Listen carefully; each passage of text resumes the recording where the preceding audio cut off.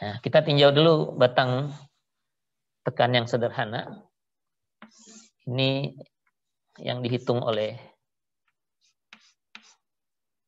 Euler ya. Ini Euler-nya ada di mana-mana ya. Saya nggak tahu Anda ngambil numerik kan ya semester ini ketemu Euler juga mestinya ya. Waktu bilangan kompleks di Andrek harusnya ada Euler lagi ya. Jadi dia mempelajari segala hal ya sepertinya ya. Nah, ada Euler itu menganalisis kolom yang seperti ini, ujung bawahnya sendi, ujung atasnya sendi juga tapi bisa bergerak vertikal ya. Jadi roll ini ya. Gambar idealnya jadi roll ya. Oke, tapi dari sisi arah sana kiri kanannya ini sendi. Dan ini dikasih tekan ya. Gaya tekan P begitu. Oke. Dan seperti penggaris Anda tadi, dia mengharapkan ada fenomena begini yang bisa dijelaskan secara matematis gitu ya. Jadi nggak cuma turun aja ya. Kalau cuma turun itu dari awal kuliah kita awal semester ini sudah tahu kita ya, bahwa rollnya akan bergerak ke sini jadinya karena batangnya memendek. Tapi melihat fenomena penggaris plastik Anda ini, Euler-nya bikinnya seperti ini, lalu dia buat potongan di situ ya. Potongan di sini, kemudian tinjau hanya satu bagian ini saja.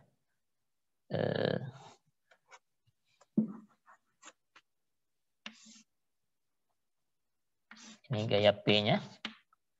Terus di bagian yang dipotong ini, mestinya ada gaya P yang sama ya, biar seimbang ya. Terus ada momen lenturnya. Karena lengkungan seperti ini tuh hanya terjadi kalau ada momen lentur ya. Gitu. Ini P lagi.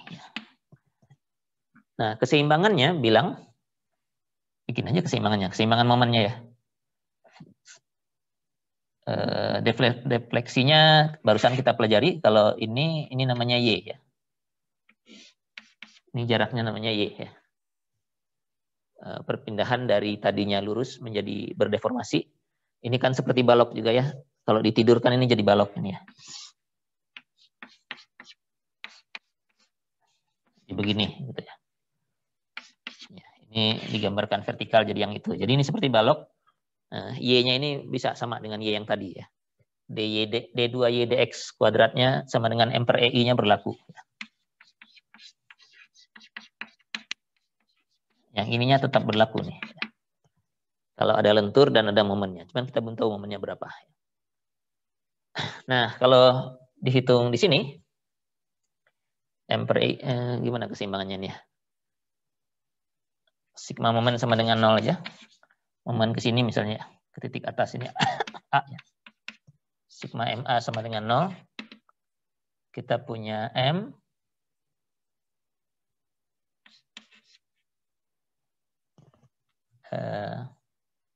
plus PJ ya.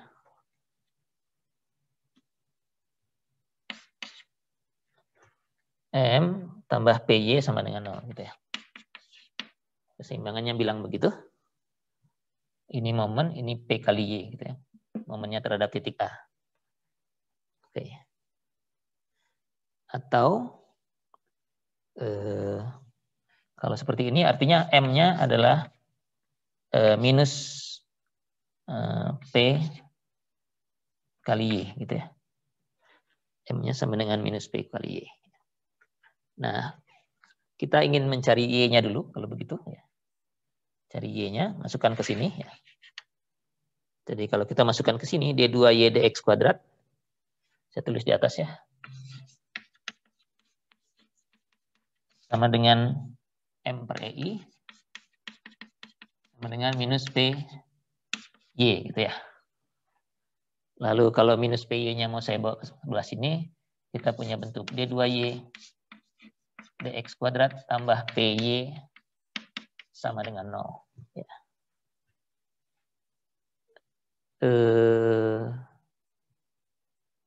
Ya gitu ya. M-nya yang ini ada per EI, karena PY itu hanya M-nya, ini per EI. Nah. Ini per EI, jadi ini per EI. Nah, ini adalah keseimbangan dari struktur kita pada saat mengalami deformasi ini ya. Jadi momen yang tadinya kita nggak tahu dan nggak kelihatan itu memang nggak kelihatan di sini. Langsung saja hubungan antara P dengan deformasinya, ya. Dengan deformasi lateralnya. Ya. Momennya sudah kita masukkan ke dalam fungsi ini. Begitu. Nah ini perlu kita selesaikan, tapi ini bentuknya kan persamaan diferensial ini ya. D2Y dx kuadrat ini Y2 aksen begitu ya. Y2 aksen tambah PY per EI sama dengan 0. Jadinya kita perlu mencari solusi persamaan diferensial ini. Bagaimana cara mencari solusinya? Saya nggak tahu ini Andreknya semester ini apa semester kemarin ini. Jadi bentuk begini, Y2 aksen tambah P per EI Y sama dengan 0. Apa solusinya? Ini persamaan diferensial, kanannya 0 jadi ini homogen ini ya. Bagaimana cara mencari Y-nya? Ada yang ingat? Bakal jadi persamaan karakteristik ya Pak ya? Boleh. Apa persamaan karakteristiknya? Berarti kan R kuadrat tambah PEI. Kenapa pakai kuadrat? Ya karena kan itu turunan kedua Pak. Turunan kedua dari apa? Dari fungsi Y Pak. Balik lagi nanyanya, Y-nya apa kalau begitu? Karakteristik Anda dapatkan setelah Anda misalkan dulu kan, Y-nya apa gitu ya. Bukannya begitu? Apa Y-nya? Eksponensial pangkat lambda X, begitu biasanya kan ya? Bukan begitu? Iya Pak. Nah, ini lalu Anda masukkan ke situ ya. Jadi ini metode ini namanya metode koefisien tak tentu ya. Undetermined coefficient ya. Gitu bukan waktu di persamaan diferensial Anda lihatlah buku, lihat Kreyszig-nya deh. Ini metode koefisien tak tentu di mana jawaban Y-nya itu kita misalkan, terus kita cocokkan lagi ke dalam ini. Kalau cocok berarti benar ini tadi pemisalan kita. Tapi masih ada variabelnya ya, variabelnya lambda ini ya. Ini X-nya itu ini jadinya. Ini ke bawah ini X gitu ya. Ke bawah itu X ya. Jadi kalau Y sama dengan eksponensial lambda X, kemudian kita turunkan 2 kali karena ini perlu 2 kali ya. Jadi kalau ini turunkan sekali ada lambda di sini, turunkan sekali lagi ada lambda kuadrat misalnya. Jadi turunan 2 kalinya adalah lambda kuadrat E pangkat lambda X begitu ya. Kalau ini saya masukkan ke sana, lambda kuadrat E pangkat lambda X ditambah P per EI Y-nya juga E pangkat lambda X sama dengan 0. E pangkat lambda X bisa saya keluarkan. Saya dapatkan lambda kuadrat tambah P per EI kali eksponensial lambda X sama dengan 0. Nah, kita ingin eksponensial lambda X ini jadi solusi ya. Jadi solusi artinya kalau persamaan ini benar, yang ini juga harus benar. Ya. Nah, kalau yang bawah ini harus benar, E pangkat lambda X ini tidak akan pernah 0 ya. Nggak akan pernah 0, mau berapa Anda masukkan. Kecuali kalau X-nya sampai minus tak hingga, baru jadi 0. Ya. Jadi ini nggak akan pernah 0, artinya kita bisa coret aja nih. Yang harus 0 itu adalah yang ini. Yang di dalam kurung. Ya. Lambda kuadrat tambah P per EI ini yang harus sama dengan 0. Dan ini yang tadi Anda sebut sebagai persamaan karakteristik. Jadi ini adalah persamaan karakteristik dari persamaan diferensial ini dengan asumsi solusinya berbentuk seperti ini. Ya. Dengan kata lain, ini benar solusinya. Y sama dengan eksponensial lambda X ini benar solusi dari persamaan diferensial yang di atas, asal lambdanya memenuhi persamaan ini. Jadi nggak sembarang lambda boleh nih ya. Yang boleh hanya yang ini ya. Nah, gimana? Berapa tuh lambdanya? Kayak begitu.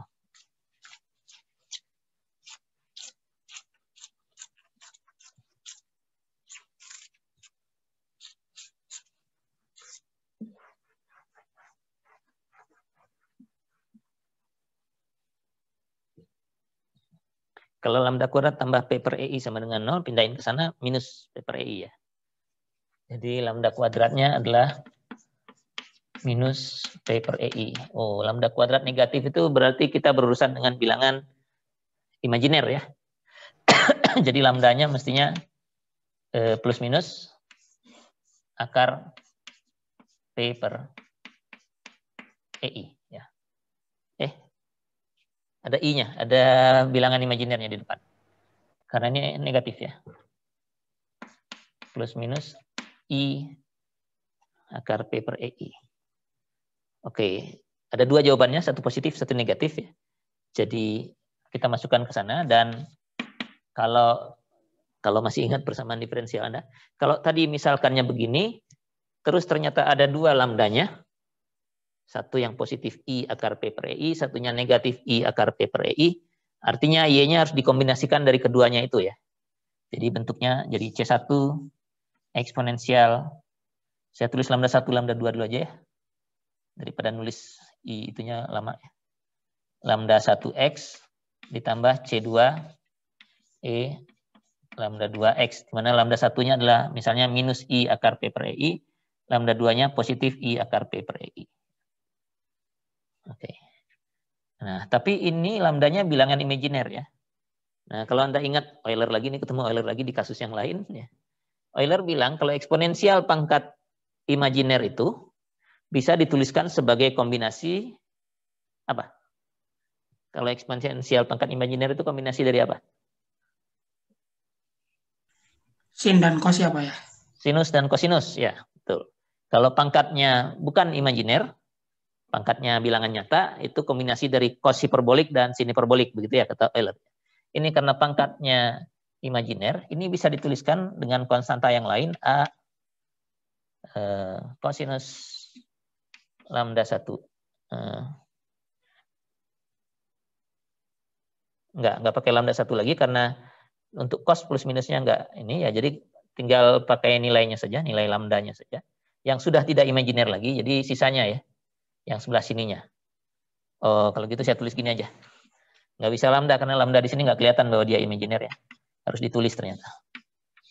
Eksponensial minus I akar P per EI X, begitu, ditambah dengan C2 eksponensial I akar P per EI X. Nah, karena ini eksponensial pangkat imajiner, argumennya sama-sama akar P per EI X, maka ini bisa dituliskan sebagai A kosinus akar P per EI X, gabung ini ya, dikurung gitu, tambah B sinus akar P per EI X. Oke. Jadi Y-nya ini ternyata. Y itu kan deformasi ini tadi ya, melengkungnya kolom kita karena tekan itu tadi. Oke, nah nilai A dan B akan kita dapatkan dari kondisi batas mestinya ya. Jadi dari kondisi batas, ini saya hapus dulu, nanti kondisi batas kita gambarkan lagi aja.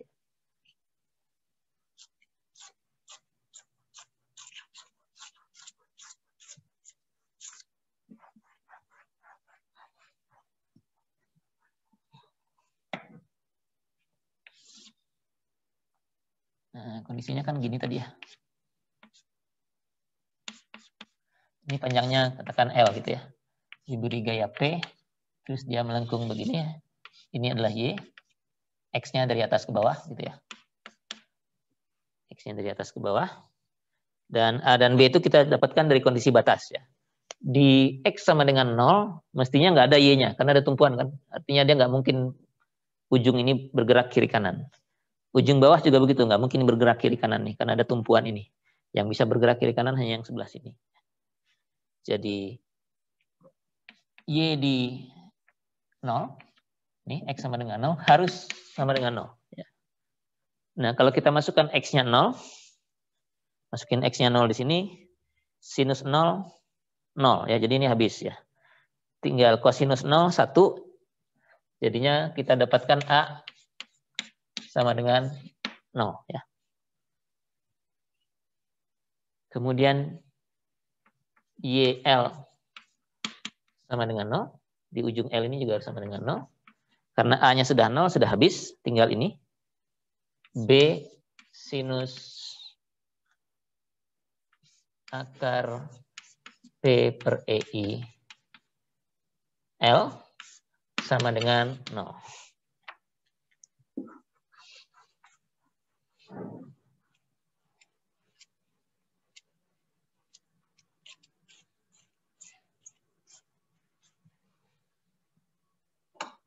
Oke, kapan ini benar? Kapan ini benar? Tadi kita inginnya nyari B ya. Nyari A dan B ya. A-nya sudah 0. Kalau B sinus sekian ini sama dengan 0, artinya apa? Artinya B-nya? Nggak boleh 0, Pak. B-nya nggak boleh 0, kenapa? Biar nggak trivial solution. Iya, kalau B-nya 0, Y-nya 0, ya batangnya lurus lagi, sama seperti tadi ya. Fenomena buckling-nya tidak terjadi. Jadi kita nggak ingin yang cari B-nya 0. Karena kalau B-nya 0, A-nya 0, artinya Y ini 0, batangnya lurus. Itu mah dari awal semester juga udah tahu, kita nggak perlu mempelajari bab ini kalau begitu. Ya. Jadi kita nggak ingin B-nya 0, artinya yang harus 0 yang ini. Ya. Oke. Kapan yang ini 0? Kalau yang di dalam kurung ini, akar P per EI L sama dengan berapa? Sama dengan 0, terus berapa lagi? 90. 90. Kalau pakai kayak begini kita harus pakai radian sepertinya ya. Jadi 90 mah enggak 0 ya, 90 mah 1 ya. Pi gitu ya, 180 gitu ya. 180. 3pi dan seterusnya ya. Nah, yang 0 kembali tidak kita inginkan karena ini EI ini kan struktur ya. Jadi modulus elastisitas dan inersia udah jelas tidak 0. Panjang jelas tidak 0 ya. Kalau panjangnya 0 nggak ada strukturnya. Gaya juga tidak 0 karena kalau gayanya 0 ya nggak jadi gitu. Strukturnya tetap lurus, nggak akan bengkok ya. Jadi yang 0 nggak bisa kita pakai. Yang ini saja ya. Jadi kalau ini ditulisnya NP ya. Di mana N-nya sama dengan 1, 2, 3, dan seterusnya. Oke, jadi persamaan diferensial kita atau bentuk ini bisa terjadi kalau ini terpenuhi. Nah, karena ini parameter struktur EI dan L yang variasi itu tinggal gayanya ya. Jadi kalau akarnya sekian, akar P per EI kalikan L adalah NV, P-nya itu ada P-nya berapa tuh? Kita harus kuadratkan dulu kali ya. Kuadratkan biar keluar dari akar. Di kanan jadi tinggal N kuadrat Pi kuadrat. Terus L-nya pindah sini di bawah. EI-nya kuadrat juga ya. Karena semua dikuadratkan, terus EI-nya ke atas. Nah, segini ya. Jadi P-nya harus segini. Baru terjadi itu penggarisan itu kalau ditekan dengan P yang pas nilainya segini untuk N1, 2, 3, 4, 5 dan seterusnya, baru membengkok dia. Kalau nggak pas, nggak bengkok ya. Tetap lurus saja karena solusinya nggak ada, secara matematis tidak ada. Oke. Nah, kalau N-nya 1 gambarnya seperti itu. Kalau N-nya 2 gambarnya nggak begini lagi, tapi ya itu mah tinggal memasukkan ke fungsi ini aja kan ya. Masukin ke fungsi ini. Anda akan dapatkan gambarnya nih. Kalau N-nya 1 dia melengkungnya begini. Kalau N-nya sama dengan 2 dia melengkungnya begini. Gitu ya. Kalau N-nya 3 ya 3 kali gini. 3 kali pindah 1, 2 gitu ya. Begitu seterusnya sampai 4, 5, 6, 7 dan lain-lain. Nah, satu catatan lagi sebelum meneruskan ini ya. Kalau ini sudah dipenuhi, kalau P-nya segini, sinusnya ini sama dengan 0, B-nya boleh berapa saja ya. Ini selalu seimbang ya, selalu benar. Jadi keseimbangannya sudah dipastikan dari persamaan diferensial tadi. Jadi besarnya bisa berapa saja ya. Artinya Y-nya tetap tidak bisa kita tentukan. Nilainya bisa berapa saja. Mau 1, 2, 3, 4, 100, 1000 juga nggak apa-apa. Jadi deformasinya bisa begini. Bisa begitu besar sekali gitu ya. Ya tapi struktur kita nggak akan mungkin deformasi begini. Udah keburu patah gitu ya. Kalau penggarisan udah keburu patah. Ya. Jadi kondisi ini tidak kita inginkan terjadi. Ya. Jadi, nah karena tidak kita inginkan, P yang begini ini disebutnya P kritis. Ya. P kritis dan tidak boleh terjadi. Nah, kalau tidak boleh terjadi gimana? Ya dijadikan syarat aja ya. Oke, karena N-nya boleh 1, 2, 3, 4, 5, dan seterusnya. Maka yang paling kecil di antara semua ini kalau adalah N-nya sama dengan 1. Yang ini. Ya. Kalau N-nya sama dengan 1, bentuknya jadinya seperti itu. Maka gaya tekan pada kolom kita tidak boleh lebih besar daripada P kritis ini. Untuk menjamin bahwa buckling ini tidak terjadi. Ya, pada penggaris Anda sih bisa karena tangan Anda masih nahan itu ya. Tapi kalau pada kolom nggak ada yang nahan ya. Kalau P kritis pada kolom, pada tiang bangunan kita, kalau sampai tercapai P kritis, dia akan berdeformasi ke sananya terus gitu ya, sampai elemennya rusak ya, patah. Nah, jadi ketentuannya ini yang ingin kita cari sebenarnya ya. Bahwa untuk batang tekan atau kolom, gaya tekannya itu harus kecil dari P kritis ya. Harus lebih kecil dari P kritis. Nah, P kritisnya yang kita cari dulu tergantung dari panjangnya, tergantung dari modulus elastisitas, dan tergantung dari momen inersia penampangnya.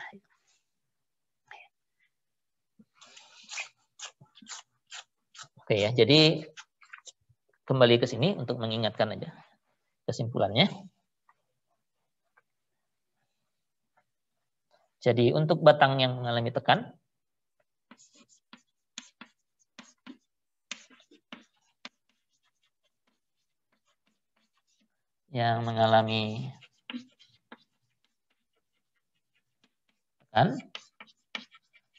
kondisinya ada dua ya. Yang lalu sigma, yang nilainya adalah N per A ya, atau P per A. Saya pakai P aja karena tekannya nggak satu gitu. Harus lebih kecil atau sama dengan tegangan izin ya. Ini syarat kekuatan ya. Disebutnya syarat kekuatan ya. Karena kalau lewat berarti nggak kuat ya. Lewat dari izin dianggapnya nggak kuat.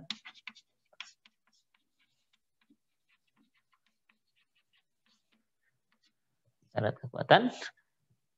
Sekarang ada tambahannya. P-nya harus lebih kecil daripada P kritis. Ini adalah syarat kestabilan. Ya. Ada tambahan. Hanya untuk batang yang mengalami tekan. Kalau tarik, nggak ada masalah kestabilan. Karena kalau ditarik, dia nggak akan melengkung keluar ya. Ketentuannya cuma yang atas ini. Kalau tegangan sih tetap kan untuk tarik ya. P per A-nya tetap harus lebih kecil daripada izin tariknya. Nah, untuk tekan ada dua syarat ya. Nah, syarat ini sih mudah nulisnya, tapi kalau di sini izinnya diberikan, kita periksa tegangan. Kalau di sini ketentuannya jelas, gayanya biasanya diberikan, P kritisnya yang kita hitung. P kritisnya berapa? Ini. Nilainya tergantung dari E, I, dan L, ya, tergantung strukturnya ini. Nah, ada sedikit catatan mengenai I-nya. Kalau saya kembali lagi ke penggaris ya, ke gambar penggaris tadi.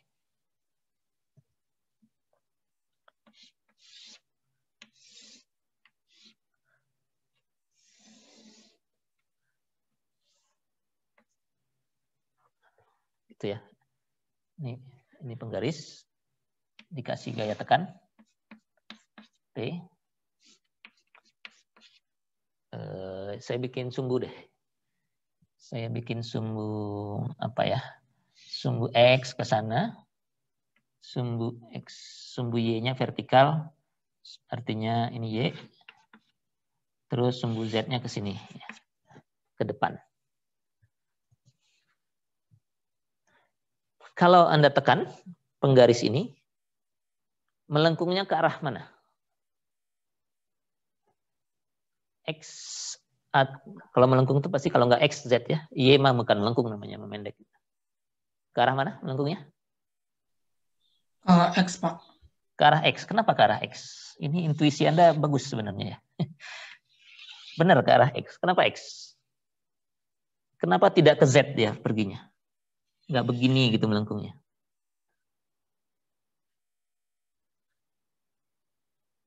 Ya, jadi kalau ada penggaris gitu melengkungnya ke arah yang tipisnya gitu ke sini gitu.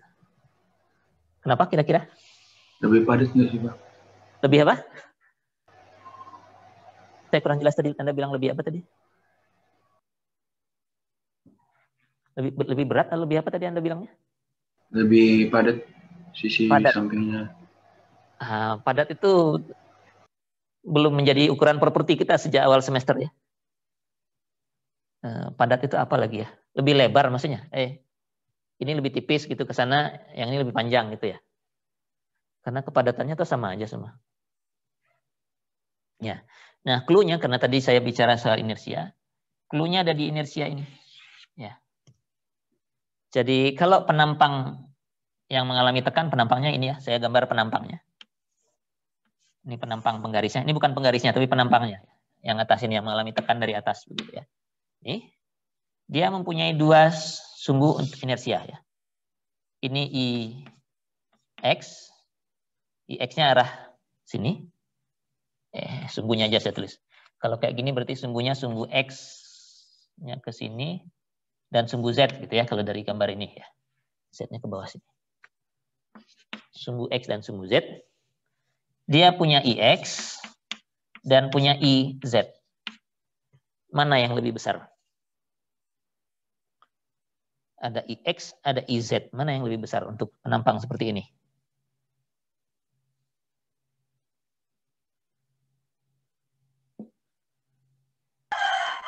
IX, Pak. IX lebih besar ya? IX lebih besar daripada IZ, begitu ya? Karena kan kalau IX nanti yang pangkat 3-nya yang panjang ini ya.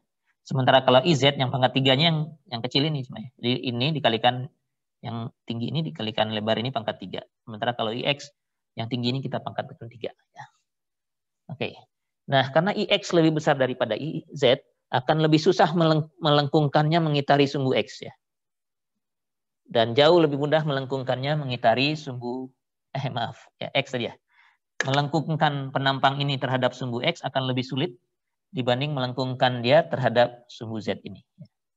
Nah, begitu juga dengan buckling ini. Buckling ini akan berusaha melengkungkan dia ke sana kan. Nah, dia melengkungkannya ke sini, muternya mengitari sumbu Z ya. I-nya adalah IZ di sini kalau begitu. Untuk kasus ini.